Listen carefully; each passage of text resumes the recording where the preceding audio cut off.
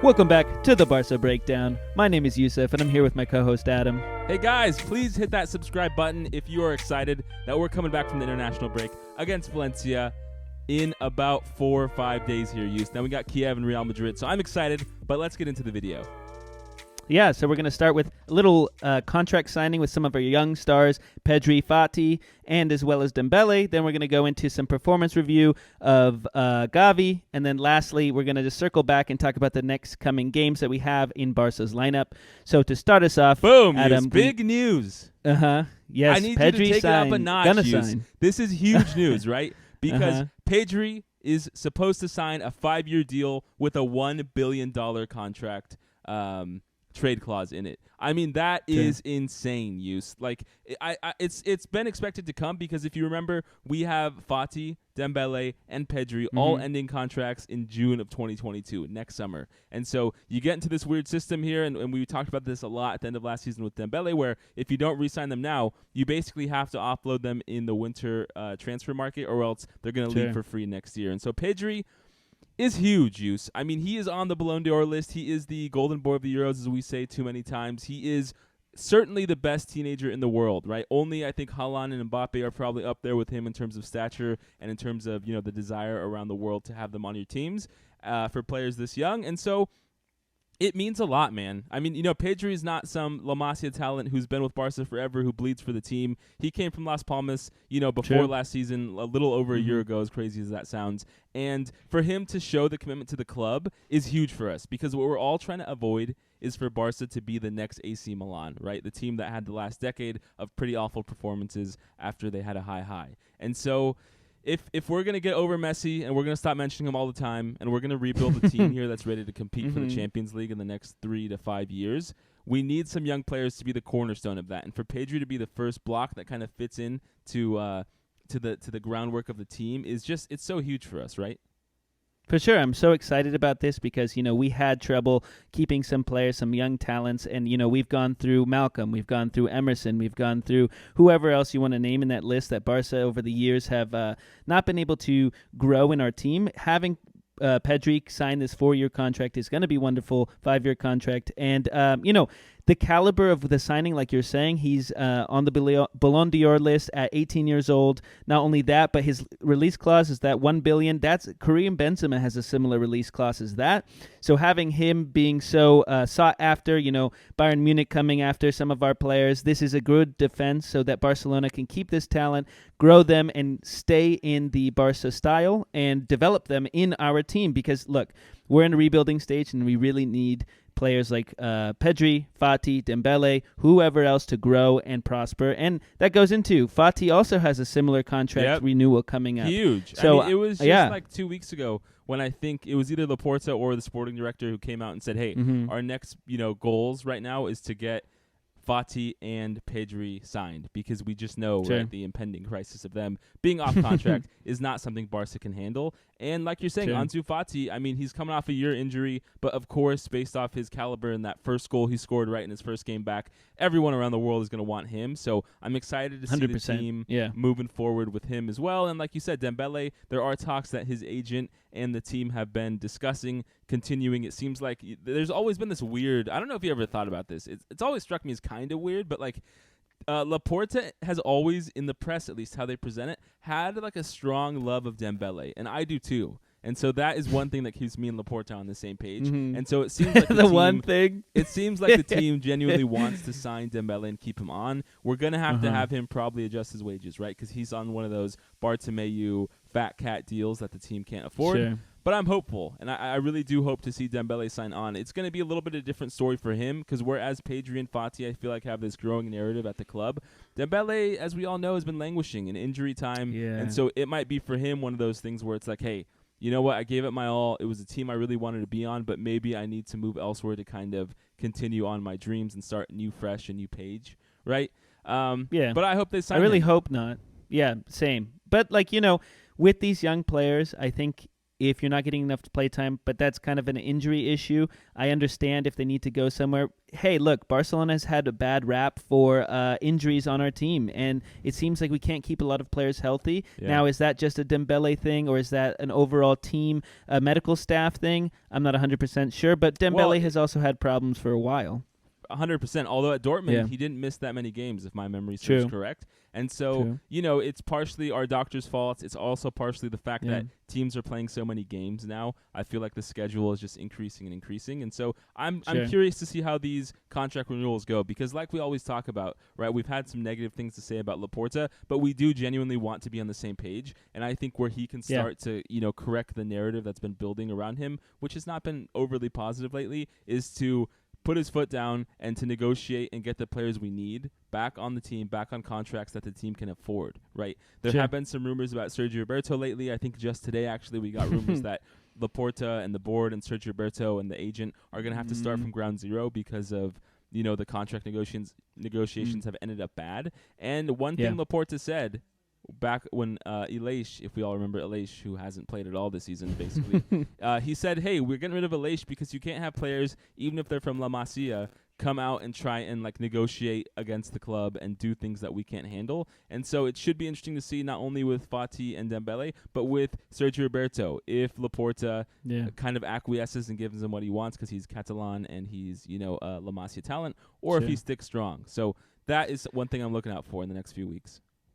I mean, I just hope that aside doesn't affect some of these higher quality players, these young players that we have, like Gavi, who has come out in this international break and performed very well and has had some accolades put upon him from Luis Enrique for his performance against Italy in the 2-1 victory, which ended a 37-game unbeaten streak for them. And he's the youngest player to start for Spain.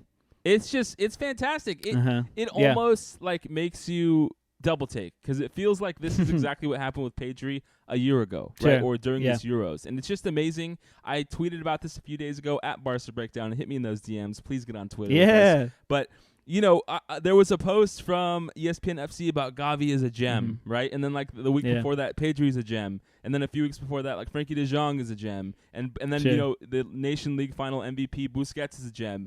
And it's just crazy. We seem to have all these gems in the midfield. And then when we get under Koeman and under the current Barca team, that's what I was going to talk about. They kind of fall apart. So, I hope with all this talent, Koeman or our next manager is really able to harness it. Because with Gavi, we really have someone impressive, right? I think Jamie Redknapp was saying I need to see his birth certificate because I don't believe he's only 17 years old. And he has such a personality about him, and I also think he has a little bit more physical strength and style that is a little bit better than Ricky Puig so far. And so, we got Ricky Puig, we got Gavi, we got Frankie, Pedri. I feel like we're in good hands, going forward. I agree. And Luis Enrique, as you're saying, giving him all these accolades, had said, it's a pleasure to have a player with his quality and character, the national team's present and the future. And those are big words coming from a man with many talents who's led some Spanish wonders, And on top of that, Gavi is getting the positive reinforcement that he needs from someone like Luis Enrique. But as you were saying, it seems that when these players on these national teams are doing so hot, they come back and they don't do so hot on Barcelona. And Koeman is also adding to that fire by not really giving him the support that he needs, right? The only things that I've seen from Koeman have been some criticisms of Gavi on the pitch after that Atletico game, and that's not something we really want to see. We want to see in the comments like Luis Enrique supporting him and putting him forward. Yeah, I mean, one thing is it's a little bit of a double-edged sword here, tale of two cities, if you will. It's that, on one hand, Koeman is the reason Gavi is up so soon, right? That's true. Partially because of necessity, partially because Koeman has played him, right? It could have easily been Ricky Puig getting the minutes that Gavi is getting so far this season, but Koeman has seen something in him. I think there's some more story there about, someone on our That's Barca B coaching who told, Koeman that you need to bet on Gavi. But, hey, Koeman has given Gavi the chances. There were a lot of people mad that, he had some negative things to say after Atletico about Gavi, and, I'm not sure. It could be a little bit conflicting way that they endorse and motivate people, right? I know Luis Enrique had the same comments about Pedri, saying that not even Iniesta was like that at that age. And, of course, Lucho, treble season 2015, coached Iniesta, Xavi, Busquets, Rakitic. And so he knows a good midfielder when he says it, as well as, playing with Pep. And so I'm excited, man. I mean, Gavi is not kind of like Pedri. He's not a La Masia talent from like the young age, but Gavi did come over from Real Betis, I think around the age of 11. He got bought out by Barca, and it's good to see him come through the system and kind of embrace the game and impress everyone around the world. I agree, and with those positive hopes and great words, I think we should move into what's coming up into the next few weeks. We have Valencia, we have Kiev in the Champions League, and then we have Real Madrid.